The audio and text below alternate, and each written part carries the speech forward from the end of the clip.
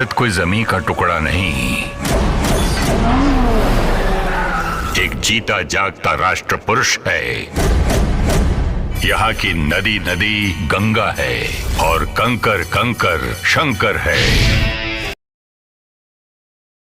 तो भारत के लिए और मरेंगे तो भारत और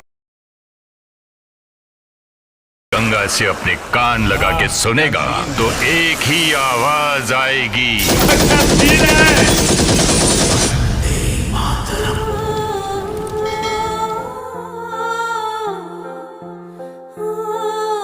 जबले हमें बेड़ी के सहारे चलब हमर माई हारत रही और हम हमर माई के जीतल देखल चाहतनी।